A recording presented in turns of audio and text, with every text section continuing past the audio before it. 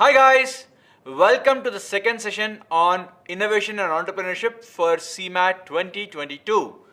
Friends, in the last session we have seen the basic structure of CMAT and we have seen few concepts and few questions. I have mentioned that there are three types of questions that can come across, but we have seen only one type of question, that is the MCQ. Right? So today we are going to continue our journey in understanding more concepts, more terms, and of course there will be questions coming your way, and I have 2 or 3 questions which are slightly different, not an MCQ kind of a question, but it's something called as an assertion reasoning question. So what we're going to do today is basically 3 things. The first thing that we're going to look at, the first thing is we're going to understand more new terms. Okay, so we look at more terms. The second thing is we will understand what is the type of question called assertion and reason, and what happens in this kind of a question.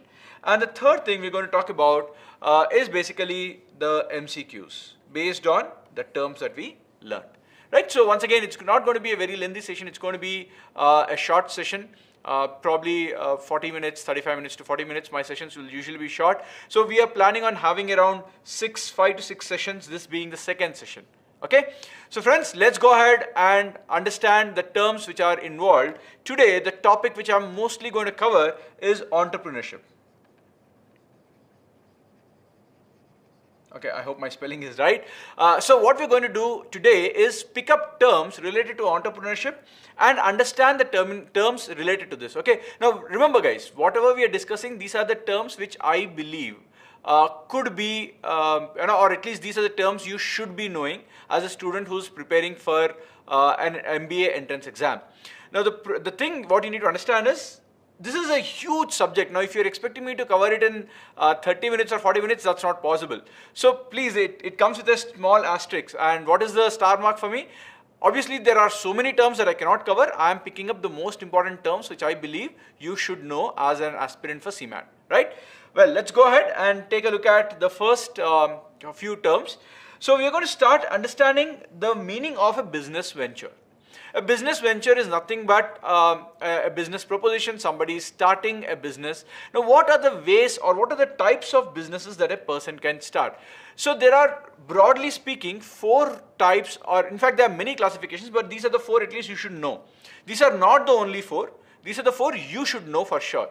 Now, what are these 4 types of businesses? So when you're looking at it, the first thing is called as a sole proprietorship. So I'll explain a little bit about each one of these 4. So as any student who's preparing for an MBA entrance exam like a CMAT, you should be knowing this. If not for the exam, it will be useful in your interview also. Okay. So what is a sole proprietorship? Sole proprietorship is a business, is a business, okay, where there is one person and only one person as owner. He owns the entire business. That's the first point. Second point is, now proprietorship basically says that if he makes profits, he will take the entire profits. If there is a loss, he will bear the entire loss. So I'll explain to you with the meaning of an example. So let us say I'm running a business where I'm the sole owner of my business. Let's say I'm running a business. Okay, I think I'm blocking the view. The tech team, yeah, you'll have to reduce the screen size. Yeah, great. I think now the block is gone. Right. So there is only one owner, and this particular owner. So if I'm taking my own example, so let's say I'm running a company called XYZ. Okay, and I make the revenue of my company is 5 lakhs. And in this, there is no difference between my personal income and your business income. All income, personal, business, whatever it is, everything will be called as one single income. Similarly, personal expense, business expense, everything will be called, or will be put into one single bracket of expense. And whatever is the difference, you'll either call it as a profit or a loss. Now, what happens in this kind of a structure is, let's say if I own a house, and this house is worth, let's say, 60 lakhs. I'm just taking an example. Now, I've been running this business. I'm the sole proprietor. So the word used is proprietorship. So I'm the sole proprietor and I've been doing good for the last few years. So every year there are, there's money that I make, expenses, and I make a profit. But last 1 year or 2 years, because of pandemic or because of COVID, let us say my business has not done that great. I have started making losses. Now when I make a loss, what is the meaning of a loss? My expense is more and my revenue is less. It's like saying that your salary is 50,000 and you're spending 80,000. Where will that extra 30,000 come from? Somewhere it has to come. So normally what happens is you will have extra money with you, you will use that up, so your savings will keep going. But if I don't have that, then I have to still pay my expenses. So the people to whom I owe money as a part of my business, they can come and they can claim this house, they can force me to sell the house and take whatever money I owe them. So all my assets will be part of my business proposition. So I cannot say that don't touch my house. As a proprietor, if I am running a business and the business owes somebody money and I am not able to pay, they will be able to come catch hold of my assets and sell them off. Okay, so this is the basic idea of sole proprietorship. Now, I'm not getting too much into depth as to why people do this, why will people go into partnership, what is the advantages, disadvantages. I'm not getting into it. I'm just explaining each one of them. Okay, now before we move on, friends, as usual, I keep reminding you, if you like my sessions, please subscribe to the channel, click on the like button as well as on the notification button, because as I mentioned, we're going to have about 5 or 6 sessions only on innovation itself, innovation and entrepreneurship. Apart from that, there are a lot more sessions planned for CMAT aspirants, right? Let's go ahead. What is the next thing? Next thing is a general partnership. The logic is same, but instead of one owner, you will have more than one owner. So for all practical purposes, technically, again, if you get into too much of details, they will not be exactly the same, but broadly, if you try to understand, these are more or less similar in nature. The thing is, in a proprietorship, especially the sole proprietorship, the entire thing is held by one person, whereas in a partnership, it's not one person. That's the meaning of a partnership, right? There are 2 or 3 people. They will put capital together. So they'll put capital means they'll put the investment together. So let's say A, B and C, typically the kind of problems you see in ratios. So if A, B, C are putting in, let's say 2 lakhs, 3 lakhs and 1 lakh, then the ratio, the profit will be divided in that particular ratio of their investment and so on and so forth. But here also, all the 3 people will be liable to pay the losses if at all there is a loss, right? So their assets are not secured. Their assets can be sold off if the company is in trouble, or the lenders to the company can force them to sell their assets, right? So this is the basic idea of sole proprietorship and general partnership. Now then we are going to talk about something called as limited liability. So there is a limited liability company and a limited liability partnership. So first let us understand this meaning of limited liability.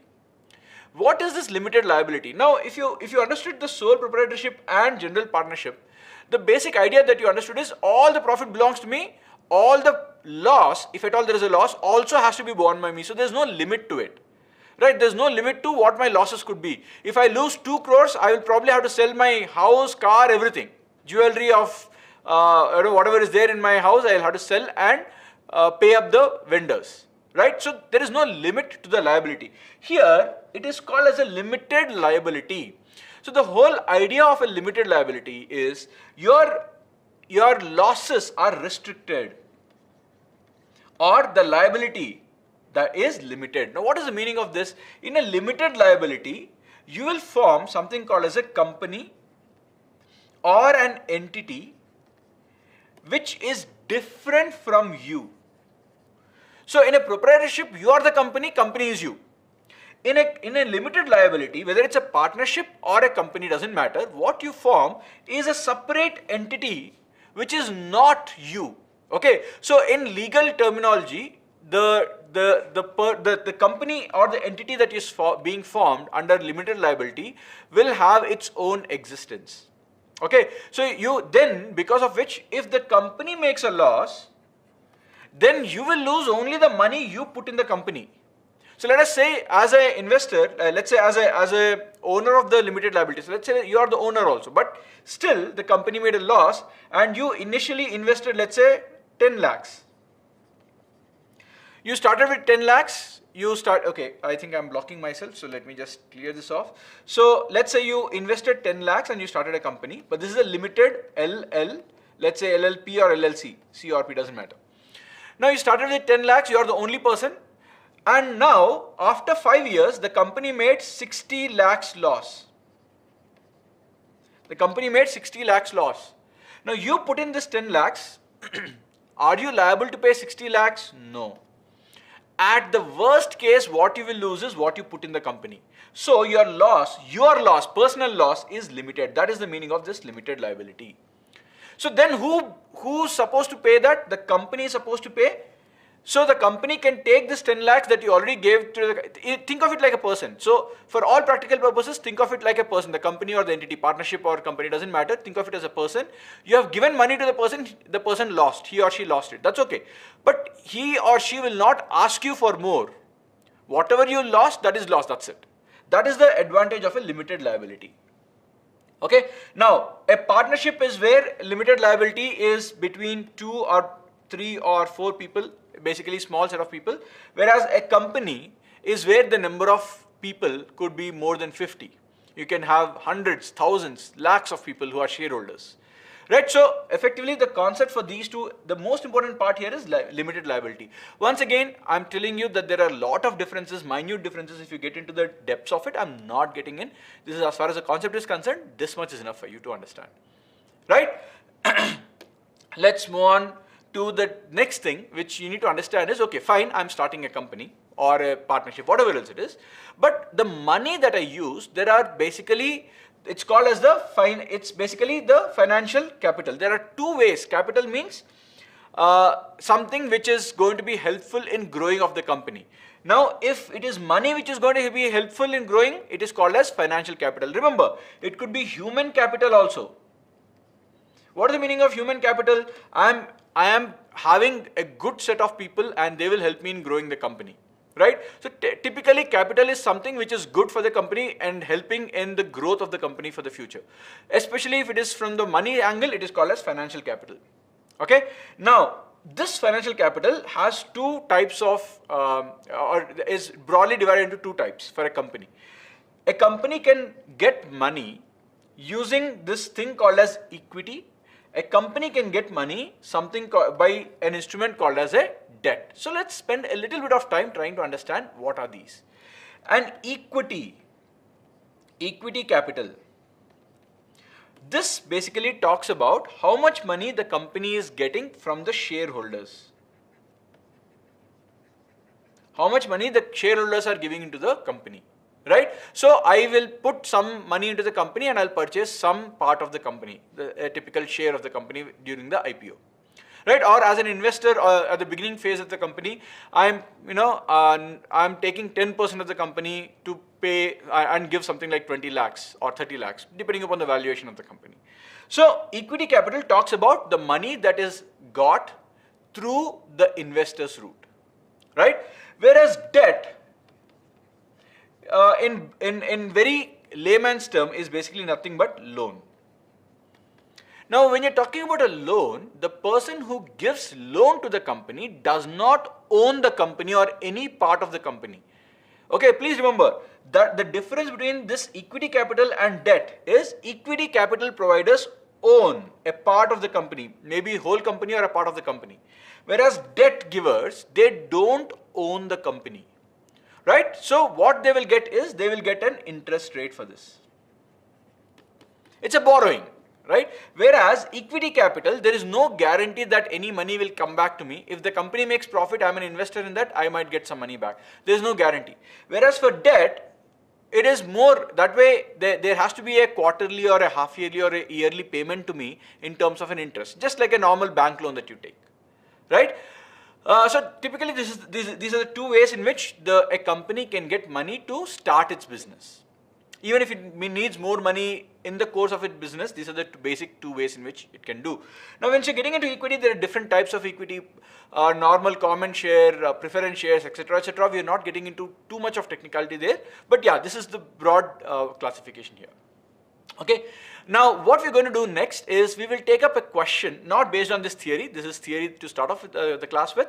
What we're going to do is now we're going to take a question based on something called as assertion, reason. So first I'll explain what happens in this assertion and reasoning. So they will give you, in assertion reasoning kind of question, they will give you statement A and statement R. Okay. So now statement, think of this as two statements. So there are four possibilities. There are four possibilities. The first possibility is statement A is factually correct. Statement 2 is also factually correct, right? And the next possibility is factually wrong. Factually wrong. So there are possibilities of whether the fact itself is correct or wrong. And then there could be another possibility that, well, if I take factually correct statements, R is an explanation. So R is an explanation of A, right? R is the reason why A is happening. So based on so is it only factually correct but they are not related? So I'll give you an example of what I mean. I studied hard. I failed. This is, let's say A, this is R.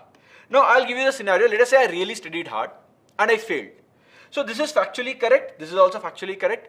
But is my failure because I studied hard? Obviously no. Ideally, if I study hard, I should pass. But it could be an external or some other reason why I failed, right? So the reason why I failed is not, the reason for my failure is not that I studied hard. So R does not explain why A happens.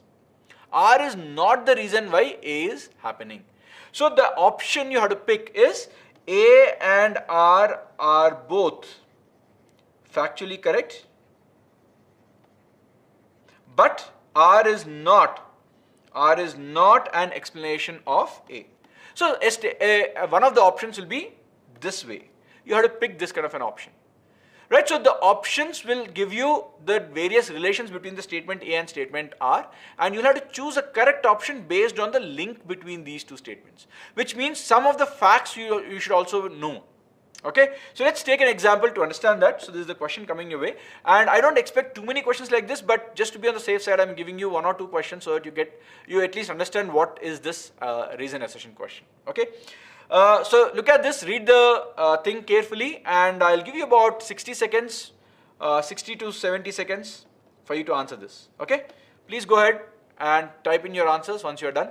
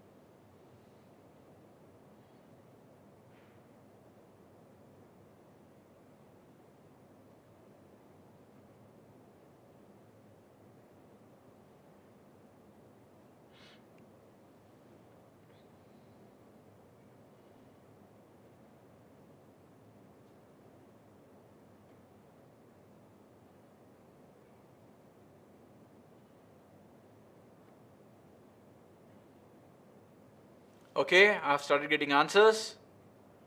Great, guys, 60 seconds. In fact, let me wait for 70 seconds.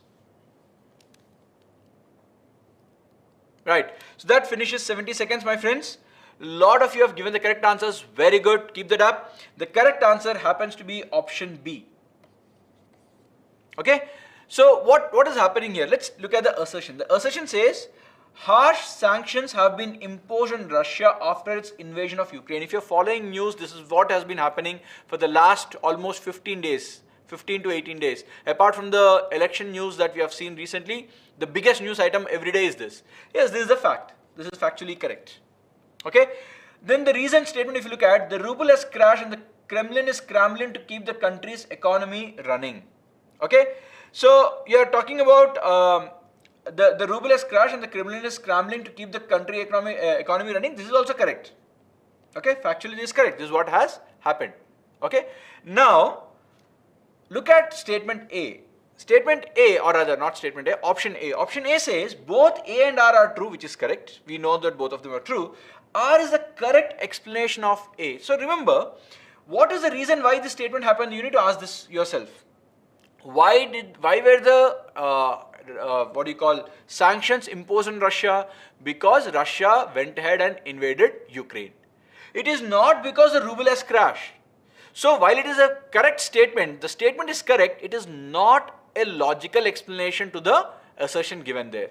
So A is not correct, B is correct. It is not the correct explanation of A, but statement individually is correct. Clear? So this is how statement assertion reasoning comes. I'll give you one more question for practice. Here is the question. This time you should be able to do this in 30 to 40 seconds. I'll not give you too much of time.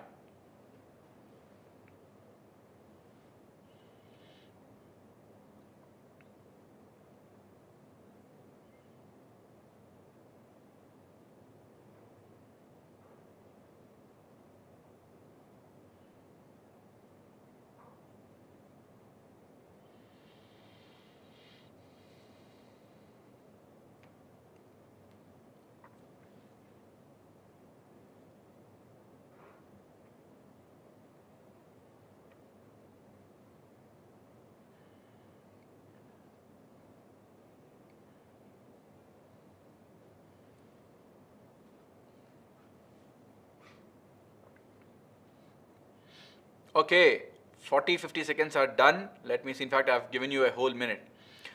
Well, guys, again, this time I have different answers, some correct answers, but quite a few wrong answers. The correct answer, once again, happens to be option B. So let's understand what is happening here. If you look at the statement for assertion, it says that Swiggy, a food delivery app in India, recently edged into the ranks at 10.7 billion valuation. This is correct. Okay, so they have got a valuation of 10.7 billion, which is factually correct. And the reason, so first forget about the reason, first look at the statement itself. Decacorns are unicorns valued at 10 billion or above. So a unicorn is a valuation of 1 billion and above. A decacorn is a unicorn which is basically touching 10 billion. So this is also factually correct. But what is the reason why food delivery app, this particular app Swiggy, is touching 10.7? It has got nothing to do with the definition of a decacorn. See, why this is happening, the reason is their business model is good, they are efficient, they have become efficient, they are growing in their business, they are doing some good work. All that is the reason why they have touched this 10.7. So the reason why it is 10.7 is what you need to, should have been here. But the reason is not given like that. It's some random statement defining what is a decacorn. So definition of a decacorn is not helping Swiggy get its valuation, right? It's absurd. There's no link at all. So clearly the statements are true, both A and R are true, but R is not the correct explanation of A. Okay, so that's how this answer is, right? So that's option number B. So the third type of question, which I'm not going to cover in this session, but probably I'll be covering in the next session, is match the following, which I'm sure all of you know. But I'll show you how few questions can come based on match the following. But that's okay, we'll do it in the next session. Right. So let's move ahead and take a look at another small piece of information for you. Again, terms that you should know. This is about the market. So we just saw starting of a business. We saw what happens when you start a business, how you get money. Now we'll understand a little bit about types of markets or competition, especially the types of competition. Broadly speaking, there are 4 types in which a market situation can exist. Okay, so I'll explain what are each one of these terms, and it could help you in getting few answers. The first is called as a perfect competition. A perfect competition is a market scenario where the number of buyers, or technically speaking, when you use the word perfect, it is the, it's the best case scenario. So you have almost infinite buyers and you have almost infinite sellers. Okay, so there are too many buyers, there are too many sellers. All products are almost equal, all equal products.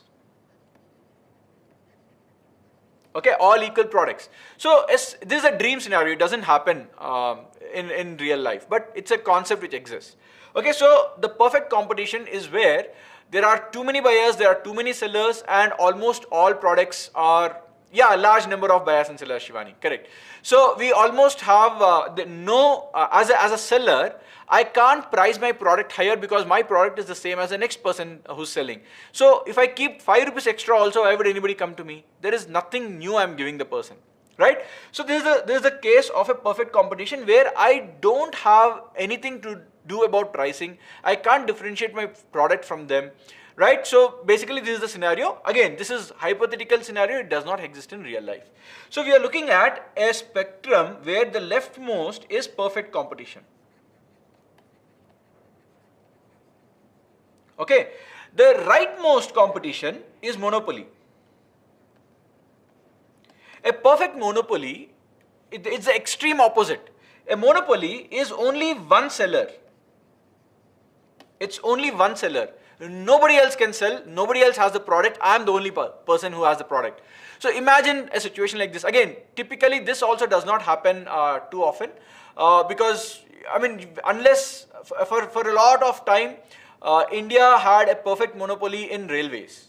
Okay, even today it's nearly a monopoly because commercial railway is only operated by the government. I think few lines are run by private organizations, but I'm not too sure are they even profitable or not. Yes, that's exactly what I'm saying, Shivani, right? So a perfect monopoly is where there's only one seller. So what happens when there's only one seller?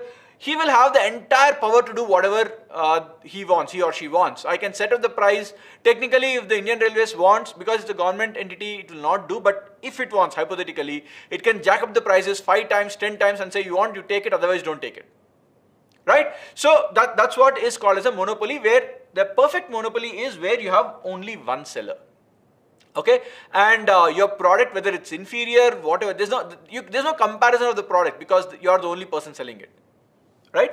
Then in between these two are the two other things we're going to look at. One is called as monopolistic,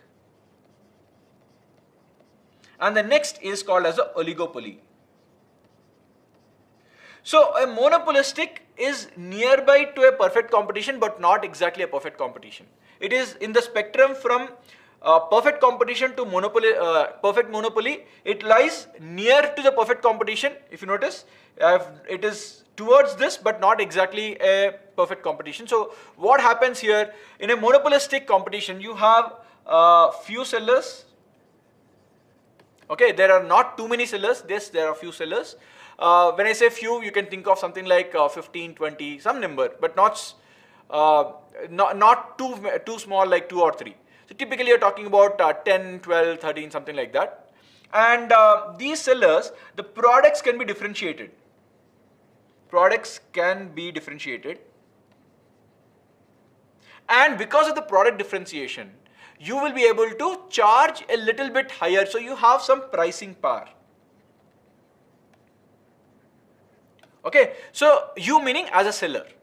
As a seller, you will be able to price your product slightly different from the others depending upon your quality of the product. And yeah, so it's basically you are setting the price in the market for your product. So for example, the best example you can look at today is if you look at cell phone manufacturers, iPhone charges an upwards of 1 lakh. I mean, whenever I keep joking about this, whenever you want to buy a new iPhone, you have to grow a new kidney or liver, right? So that's basically because they position, for whatever reason, they got people to believe that it's worth more than 1 lakh. They're able to sell it like that. And you have phones which are doing the same thing. The basic functionality is the same, but there are phones which can be bought for 10K or 12K also, or probably less than that. If you go to just feature phone, you can buy a phone for 2,000, 2,500, 3,000 also, which does a basic call. So there is a huge difference between this point to your 1 lakh point or 1 lakh plus point. So this is basically an example of monopolistic where you have a sufficient number of sellers, but it's not very large. It's not like thousands and thousands of sellers. Yeah, you have something like 15 sellers, 10 sellers, 12 sellers, something like that. Okay. Now moving a little bit towards your monopoly is an oligopoly where the number of sellers are very few. It is not one, it is very few, typically in the range of 3 to 5. 3 to 5. Okay, so you're talking about few sellers. Now what happens when there are few sellers is, that's one of the reasons why it is close to a monopoly. And if there are, let's say, 2 or 3 sellers only, I can actually collude and basically say that, okay, let us fight on marketing. Let us try to tell people who is higher, or which product is better, but we will all come to an understanding saying that nobody will sell below a particular price. So as a group we can come together and put a price, or I can always try to compete with them saying that, okay, I'll not form a group, but I'll try to compete with you. Both cases can happen, but the basic idea is you have few sellers and many buyers. So the price setting power, the power to set a price is a bit more higher. In fact, this is where you see this in real life today. There are many examples I can talk about, but in this case the price setting is in the hands of the seller for sure. Okay, because you don't have too many options available for the buyer. They only, if not this, that, if not that, then that's it, third one. So you have to go between these 3 only. It's like going from point A to point B to point B to point A again. You can't go anything else, anywhere else, because you don't have a 4th option or a 5th option at all. So this is called as a oligopoly. So you should understand these terms when you're dealing with something called as an innovation and entrepreneurship, because these kind of questions, or at least questions that use these terms, can come to you. Okay, right. Let's go ahead to the question now based on this. Please look at this, give me an answer in about 40-45 seconds. Time starts now.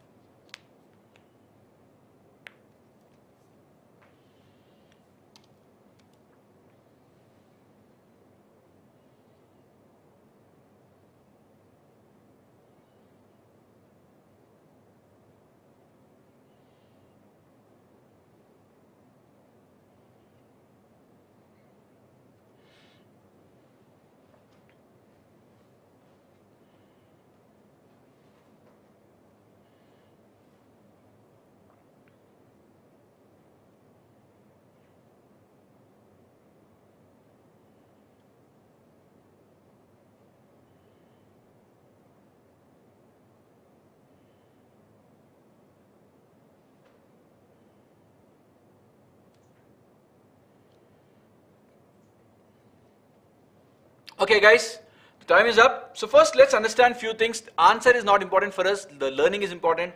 So let's understand first of all what is the meaning of entry barrier or barrier to entry. So let's understand this word a little bit, because this can come in a lot of questions. Now what is a barrier to entry? See, imagine a situation where a company X is selling a product A. Okay? Now if this is a normal product, anybody can make it. I can have a company Y selling the same product A1, A2, the same product but different companies selling it. Third company can also start, company Z, I can start and sell this product A3, because anybody can do it, right? There's nothing special about what X is doing. So it will not be a monopoly, because what is the meaning of monopoly? Ideally monopoly is 1, but the next best scenario could be 1, 2 or a nearby oligopoly. So is there something that can stop companies from cropping up, which can stop people from starting and selling a product? Such a thing is called as a barrier to entry. So we will try to understand usually what could be barriers of entry, which means what stops people from setting up today and start becoming my competitor. Okay, so let's look at what is the meaning of economies of scale. Now this is a very interesting thing, and this is actually one of the very big entry barriers. Let's take the idea of your Maruti Alto. Now Maruti Alto, the car costs about 3.8 lakhs, 3.4 to 3.8 depending upon what price range you're looking at. Now if you notice, not many cars are in this range. You have only a Santro which is competing over here. Not many. Right? And this is a huge market. In fact, I don't know how many of you are into the automobile segment, but the number of, the market share of Maruti is more than 50%. 50% of the Indian market share is occupied by Maruti, out of which Alto is their best selling car in terms of the numbers. So if that is the case, why aren't other companies coming into it and competing with Alto as a car? There are many reasons. One of the reasons is your economies of scale. Imagine Alto selling something like 20 lakh vehicles. I'm just giving you an example, 20 lakh vehicles per year. Which means when I want to, I know that next year I'll manufacture and sell something like 21 lakhs or 22 lakhs, because this year I sold 20 lakhs. So I will produce 21 lakhs, which means I need the raw material for 21 lakhs. So this is a huge number. The quantity of material used or required is quite huge for me. So I will go and negotiate at very low prices with my suppliers. So I'll go and talk to the steel suppliers, plastic suppliers, glass suppliers, everybody, because I'm taking such a huge offer, I'll get very good pricing. Now imagine somebody is trying to come and compete with an Alto. But then the problem is, the moment you start something, you'll not be able to reach this, right? Alto or Maruti is being able to reach this price, or rather they reach this number of 20 lakhs because they've been doing it for the last few decades. A new company, while the car is good, will not be able to sell this 20 lakhs right away. So what happens then for this new car or for this new company? While if I want to make a similar product, then my cost will become much more than this 3.4, 3.8. I might have to price it at 5 lakhs. Right, if I don't want to make losses, because I will not be able to sell 20 lakhs, probably I'll be selling 2 or 3 lakhs initially. Now I will not be getting the kind of discounts that Maruti gets, because I'm not taking that amount of raw material. So my discounts will be lesser, which means my price is higher, which means my final product price will be higher. Now I'm coming into the market and saying that my car is same as Alto, buy it at 5 lakhs. Why will anybody buy? They will not. So then it becomes a cycle. My price is higher, the sales will drop. When the sales will drop, the price will have to be increased even more, because otherwise I'll be making losses.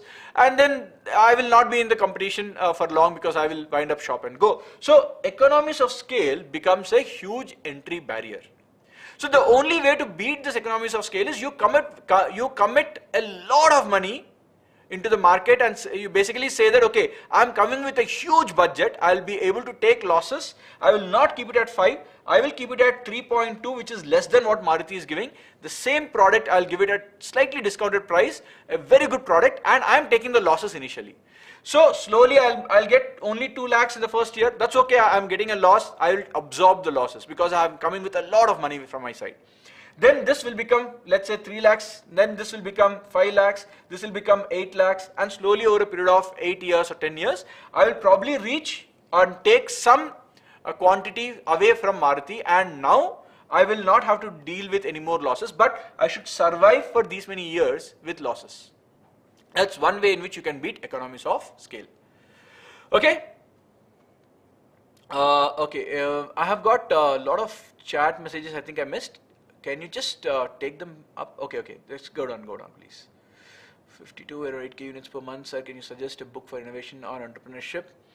Anando, I don't think this is the time for you to start reading books on this. I think you have to just pick up the terms and try to look at as much information about what is happening in the world of entrepreneurship and innovation today in terms of GK, general knowledge. Okay, so don't worry about reading books right now. Ideally, the book reading time should be when you are 1 year away. Okay, right, let's move on. Sorry, I didn't finish this. Next is technology. Of course, technology could be a straightaway entry barrier. If I'm possessing a technology which is my patented technology, nobody can use it, which means they can't make the product. It's a very straightforward case. It is an entry barrier. Okay, control on natural resources, very interesting. Now, a government typically can control natural resources. For example, if you look at the spectrum. Who controls the spectrum in India? It's the Indian government. They auction it. It's the military actually, to an extent. They auction it, and then some part of the spectrum is given away to the mobile services, right? Mobile service companies, right? So this entire thing is controlled by the government. Technically, the pricing that we are getting could be a function of how much, or rather, at what price this spectrum is being auctioned to the companies like Jio or Airtel or Reliance, Vodafone or whatever other service companies are there. So if I control a natural resource and nobody else has access to it, for example, China, the current chip problem that the entire world is facing is because the bulk of the material required, almost I think 60% to 70% of this material that is required is coming from China. So if it really wants, it can squeeze the world and make them grapple for the microchips that are used in almost every electronic device today. Okay, so yes, so control of natural resources straight away is an entry barrier. Brand loyalty is again an entry barrier. If I know that my competitor has a strong brand loyalty for whatever reason, like an iPhone, it's very difficult for me to start a company and say that, okay, I'm competing with an iPhone. So people associate a particular amount of loyalty to a particular amount of to a particular brand, and it's very difficult for a new entry or a new entrant to come and take away these customers.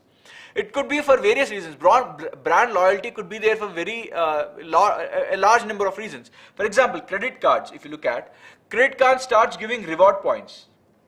If I have a lot of reward points on my credit card, it will be not that easy for me to shift from this to that credit card very easily without utilizing all my reward points, because I know I have a lot of reward points left out there. So typically what they do is they create something called as a stickiness. So brand loyalty is one of the ways in which people stick to a brand. Okay, the loyalty could come because of various things. One is, yeah, the product is so good that I really enjoy using the product and I blindly follow this particular company and its products. I have absolutely no problem with that. My experience has been so good. Their service is so good. Could be any number of reasons why a brand loyalty or somebody is going to be very loyal to a brand. Okay, so this is also a entry barrier. So the answer is none of these. In fact, I got only 2 or 3 correct answers for this question. Right? So all the 4 answers are or could be reasons for could be acting as an entry barrier. Okay. Right, so the next thing we're going to talk about is, so one example, one question is done, the next is again theory time. So we're going to talk about something called as funding entities. The entities that can give money to companies to run, the companies which can invest in 1, 2 or many companies. So we'll start understanding these particular names. These, again, there are many such things, but I have picked up only these 5 because these 5 are the ones which are commonly, this is what you come across in newspapers on a commonly daily basis. You should be understanding the meaning of what are these. So the first one is called as an angel or seed investor. As the name indicates, seed or an angel. Angel is somebody who is helpful to you, right? Whereas a seed is something which is the beginning part of a growth.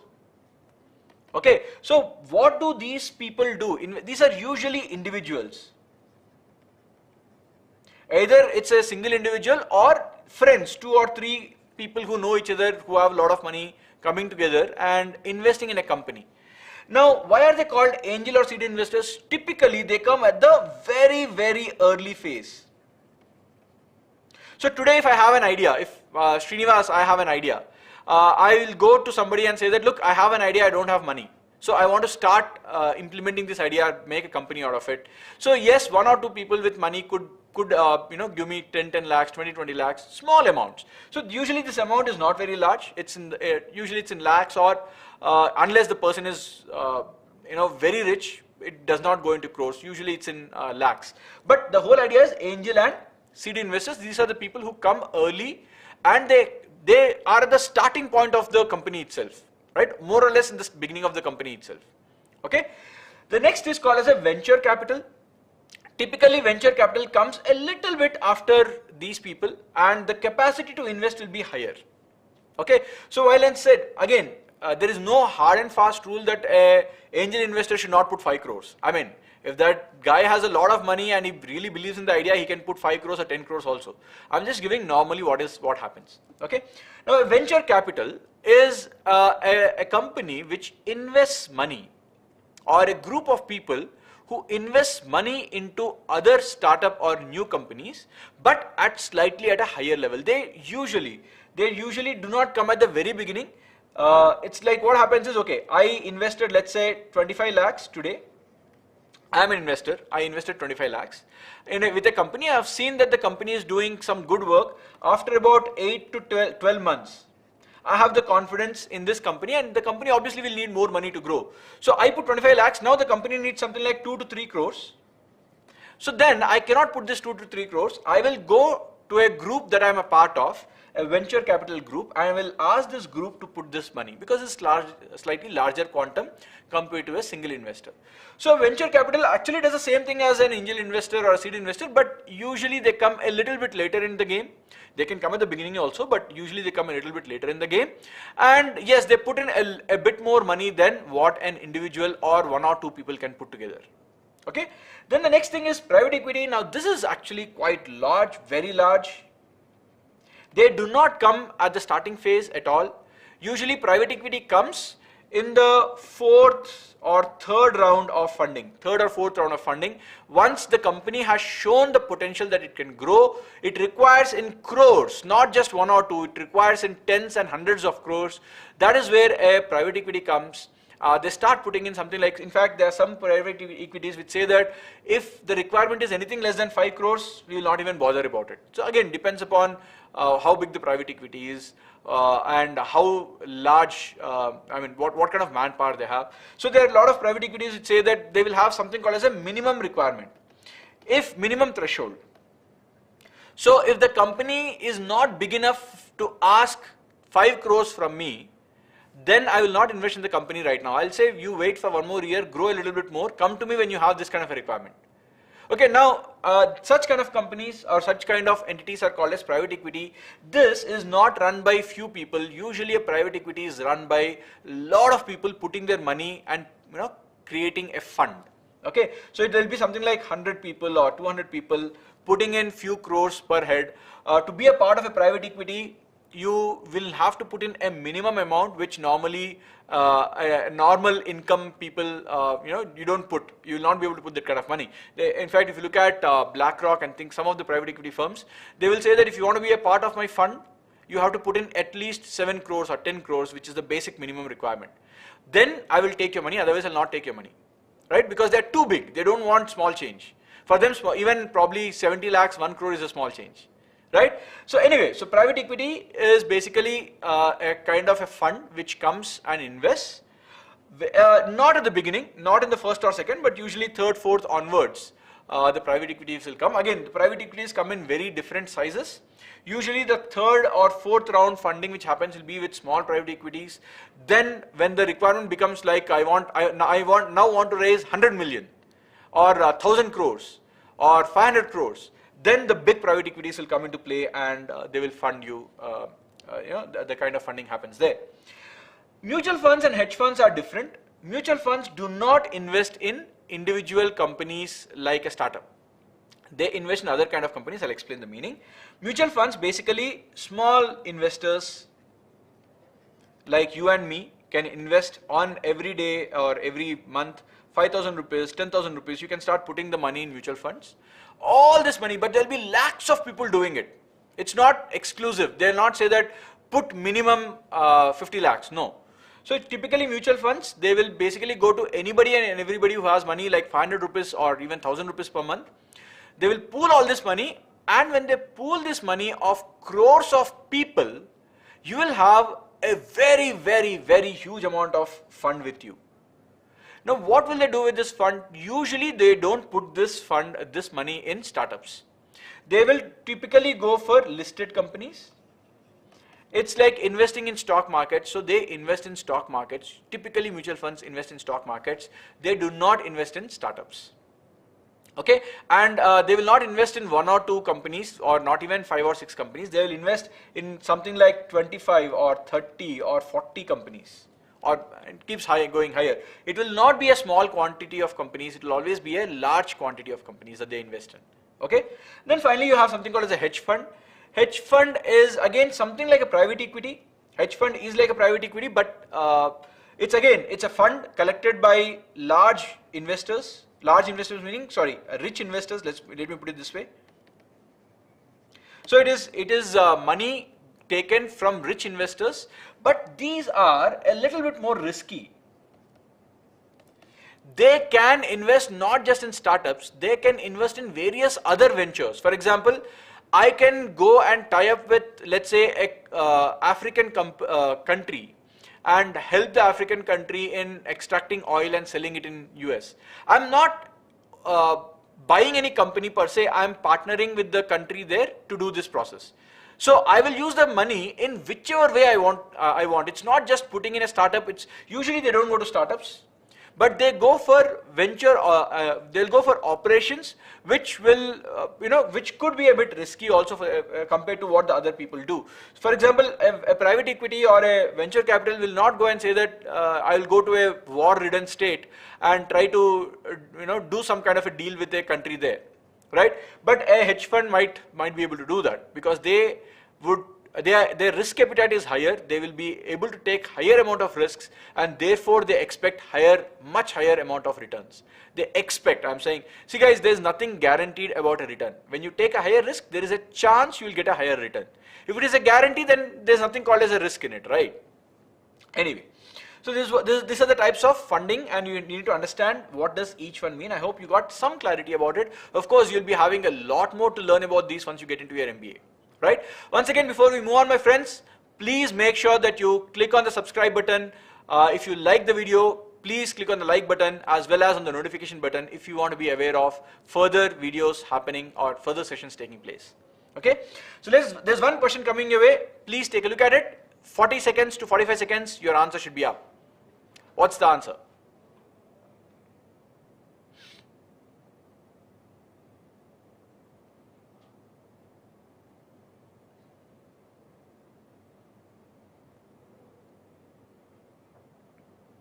It is straightforward. I already gave you the answer.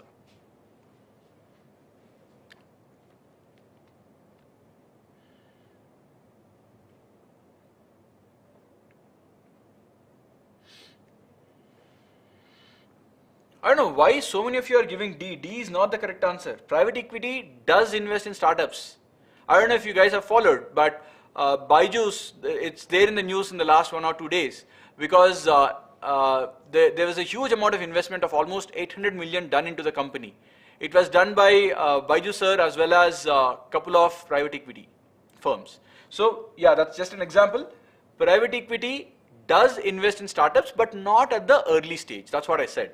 So the company today, the way in which the company today is, that is BYJU'S, this is definitely not in the starting phase. I don't think you could be calling it a startup anymore. At 22-23 billion valuation, I don't think you'll be calling it as a startup anymore, right? So private equity does invest in startups, so that is not your answer. Angel investors, of course, that's not your answer. Venture capital, of course, is not your answer. Hedge funds is what I explained to you. Usually they don't invest in startups, right? So that's your answer. Okay. One more question coming your way. This is from the last session. This is one point which I forgot to mention in the last session, so I made a question out of it. So I'll explain this along with the theory, but give it a shot. 30 seconds. Give me the answer.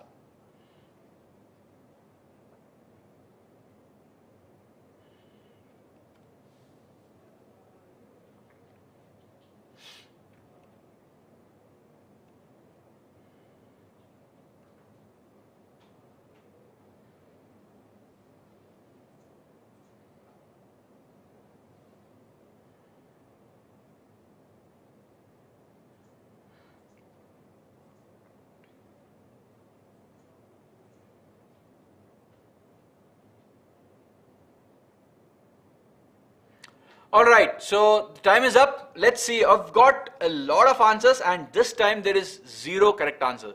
I mean, I have not got even a single correct answer. The correct answer is investment. So let us understand what is this something called as innovation life cycle. If you don't know this, you will not be able to understand this. So innovation life cycle typically has 4 stages. Okay, the first stage is called as ideation. The second stage, so in fact this is the second stage, third stage and fourth stage. The first stage is not investment. The first stage is something called as ideation. So what is this thing called as innovation life cycle? Let us understand what is the meaning of this. Innovation life cycle talks about from the starting of an idea, which that's what is an innovation, right? To the point where it is deployed and brought into the market. So first starts with an idea. It does not start with investment. Investment into what? What will you, so I have money to do what? I don't know. So it starts with an idea, not with money. Okay. First thing is you're going to talk about an idea. Second thing is this idea, which way should I be, going ahead with this idea? What is the best way? So there could be 2 or 3 different ways in which the idea can be deployed, or idea can be brought into reality. So what is the best way? What is the best project that I can choose? What is the best way for me to bring this idea into fruition? That's the second stage. Then once I decide, it's like saying that, okay, destination is the first. So that is like ideation. You start a journey, but where will you go? You have to first know what is the destination. Once you know the destination, I'm just giving you an analogy, right? So once you know the destination, the second thing is which route. Should I go by car? Should I go by train, bus, flight, whatever? Then you'll decide. That's called as a project selection. You're deciding which way to go and implement this idea. Then the third one is development, project development. So that's where the journey comes in. So now I decided I want to take a flight. Then you look at, okay, what time is the flight? When should I go? When should I book the ticket? What is the cost of my flight? Should I go 1 day before, 1 day late, or 3-4 days late? Is there a difference in the pricing? Should I go in taxi to the flight? All these calculations that happen is basically your project development. And finally, commercialization. So these 3 are good, but without money, at the end of the day, I make a product. If I can't sell the product, then my idea is of no use. So if you remember, one of the important things about innovation is sustainable innovation. That's what we discussed in the previous session, right? Sustainable innovation is where it's not just an idea for the heck of an idea. The idea can be sustained over a period of time. It is making its own money and it can fuel its growth. Otherwise, the idea will die down. It's a useless idea. Right? So innovation is not just something new, it is something new which is sustainable. So commercialization becomes the last step of it. Commercialization means you are able to make money out of it. You are bringing in the moolah to the company, right? So these are the 4 stages in innovation life cycle. Right? So guys, with this, I will bring this particular session to an end. It's almost an hour. I said I'll be taking only 40-45 minutes, but I have taken 10 minutes more than what I mentioned. I'm glad that you all stayed till here, and I'm sure you guys have learned something new over here. So if you really like the session, once again, a reminder, click on the like button and subscribe to the channel. Make sure that you're there in the next session. Those of you who missed out on the previous session, it's already uploaded on YouTube. Please go back and check at the various topics that we discussed in the previous session. Right? Thank you guys. See you in the next one.